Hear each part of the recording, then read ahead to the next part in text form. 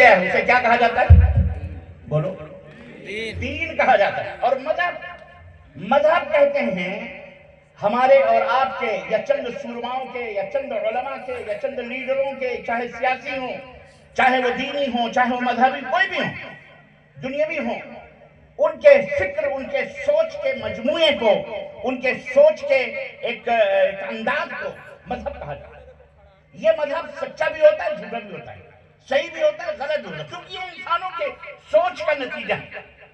آپ کہہ رہے ہیں ہم مشرق کی طرف جائیں گے، آپ کی سوچ ہے۔ ہم نے کہا ہم مشرق کی طرف نہیں جائیں گے، پورب کی طرف نہیں جائیں گے، ہم پچھم کی طرف جائیں گے، ہماری مرضی، ہماری سوچ۔ دلیل آپ کے پاس بھی ہے، دلیل ہمارے پاس بھی ہے۔ آپ کو ادھر اچھی اچھی ہوائیں کھانے کی ملتی، ہم نے نہیں دیکھا، ہم نے کہا ہم پچھم کی طرف جائیں گے، ہمیں وہاں اچھی، یا آپ مذہب اس کو کہتے ہیں۔ جس راستے پر انسان اپنے فکر اور اپنی سوچ سے چلتا ہے، وہ 10 آدمی بھی ہو سکتے ہیں، وہ ایک آدمی کا بھی مذہب ہو سکتا ہے، وہ 10 کے مجموعے ہے اس کے شاگردوں کا بھی وہ ایک مذہب ہو سکتا ہے۔ تو مذہب اور دین میں فرق ہے، مذہب اور دین میں فرق ہے۔ مذہب انسانوں نے بنایا ہوا ہے اور دین کس نے بنایا؟ یہ بھی رکھیں، ان الدین عند اللہ، اور ان دینوں میں، چاہے وہ دین سماوی ہو، چاہے وہ دین مفترا انسانوں نے خود گڑھا ہو یا اللہ کی طرف منسوب کیا ہو، چاہے وہ یہودی ہو، چاہے وہ نصرانی ہو، اللہ تبارک و تعالیٰ نے قرآن کریم میں یہ بات واضح فرما دی کہ ان الدین عند اللہ الاسلام، سب سے بہترین اور دین کے اعتبار سے سب سے اچھا دین کون سا دین ہے؟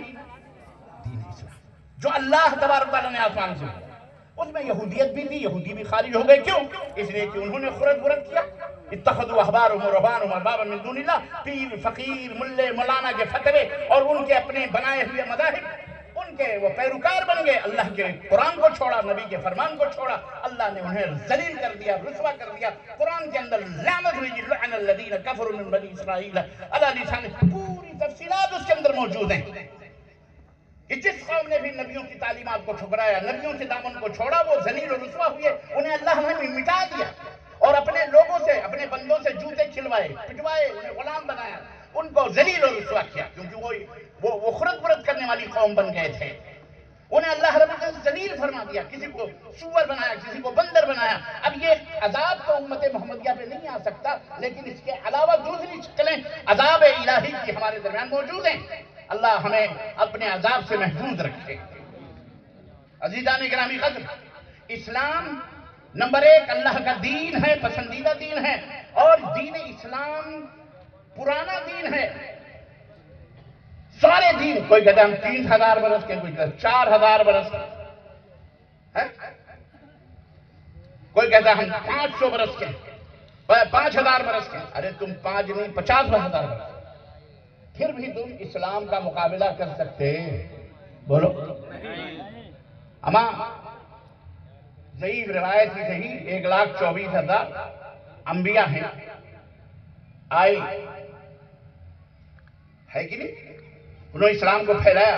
ایک ایک نبی کی عمر، نبی ہی کی عمر لے لو، 65-70 ہی برس لے لو، 63 برس، 65 برس، 70 برس لے لو۔ اگر ایک نبی زندہ رہا بیچ میں، اب اس کو آپ ملٹیپل کریں، آپ ضرب دیں اس کے اندر، 1,24,000 اور 70 کو ضرب دیں، کتنے ہزار برس بنے؟ بولیے۔ بڑے بڑے اس میں حساب والے بیٹھے ہیں، میتھمیٹکس ماسٹر صاحب کہاں؟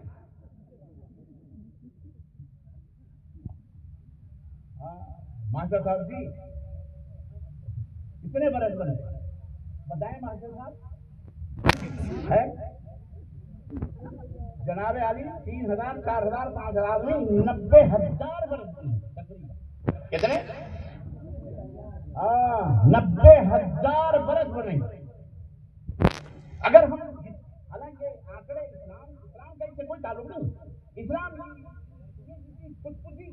اور جھٹی پٹی آنکڑوں پر اسلام نہیں قائم ہے، اسلام حقائق پر قائم ہے۔ اسلام آپ کے جماعت کو، آپ کے دل کو اپیل کرتا ہے کہ حقیقت کیا ہے۔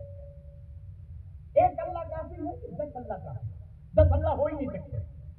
جو خود پیدا ہوا ہو وہ دوسروں کو پیدا کر سکتا، جو خود جس کو بھوک لگتی ہو، پیاس لگتی ہو، وہ دوسروں کو پانی پلا سکتا، دوسروں کی بھوک کو مٹا سکتا؟ استغفر اللہ، اللہ ہی قل هو الله احد لم يلد ولم يولد ولم قل هو الله احد الله الصمد لم يلد ولم يولد ولم يكن له كفوا احد. یہ پوری اللہ کی تعریف ہے اس کے اندر. ہمیں اس لیے بنایا گیا ہے. یہ بات ہماری ذمہ داری ہے کہ ہم اسلام کے مقصد کیا ہے اسلام کا اس دنیا کے اندر, کیا ضرورت ہے اللہ کو اسلام بھیجنے کی, کون سی خوبی ہے اسلام کے اندر جس نے انسانیت کا بڑا فائدہ پہنچایا, بہت مقصد کیا ہے. آج جب کوئی عام آدمی دیکھتا ہے مسلمانوں کو تو کہتا ہے تھو ہے ایسے دھرم پر, ایسے دین پر. اگر یہی اسلام ہے نعوذ باللہ استغفر اللہ, ہم جہاں ہیں وہیں بہتر ہے. کیوں؟ مسلمانوں کا کردار گندا ہو گیا, مسلمانوں کی چھوی بگڑ گئی, مسلمانوں نے اپنے دین اسلام کا جو راستے تھے, جو صراط مستقیم تھا, اس کو چھوڑ دیا. نہ کپڑے اچھے, نہ اخلاق اچھے, نہ زبان اچھے, نہ گلیاں اچھی, نہ گھر اچھے, سب کچھ. آپ کہو گے کہ غریب ہیں, غریبی کوئی یہ ایسی بات نہیں ہے کہ غریبی میں آدمی صاف ستھرا نہیں رہتا. آپ کے ماحول میں بہت سارے غریب غربا رہتے ہیں, لیکن الحمدللہ ان کے گھروں پہ مکھی بھی نہیں بیٹھتی, ان کے کپڑے صاف ستھرے رہتے ہیں. اور بہت سارے مالدار ہیں, کپڑے ہیں, سب کچھ ہیں, لیکن بیچارے ایک رومال لپیٹ کر کے ادھر ادھر گھوم رہے ہیں, میلے کچھ ہے نہیں, ادھر ملچھ بنے. اسلام کا اس سے غربت کا کوئی تعلق نہیں. الغرض کہنے کا مطلب یہ ہے کہ اسلام ان تمام سب چیزوں کو آپ کو حکم دیتا ہے کہ آپ بہترین سے بہترین کلوا من طیبات ما رزقناکم, بہترین سے بہترین روزیاں آپ کھائیں, بہترین سے بہترین آپ رہیں, تاکہ آپ کو دیکھ کر کے لوگ اسلام قبول کریں, آپ کے اخلاق کو دیکھ کر کے اسلام کو. آپ وہیں بیٹھ کے سگریٹ پیو گے, چائے کی دکان پر جہاں غیر مسلم بیٹھتا ہے وہیں چائے پیتا ہے, وہیں سگریٹ پیتا ہے, پان پک کر کے تھوکتا ہے, آپ بھی وہیں گندگی پھیلا رہے ہو. وہیں آپ نے اپنے منہ کو گٹر بنایا ہوا ہے. اللہ نے منہ دیا تھا استغفر اللہ لا الہ الا اللہ پڑھنے کے لیے, آپ نے اس کو گٹر بنایا ہوا ہے. آپ نے اپنے پھیپڑے کو اللہ نے گفٹ دیا تھی تو سنبھال کے رکھنا, اس کو آپ نے کینسر کیا مادہ بنایا ہوا ہے.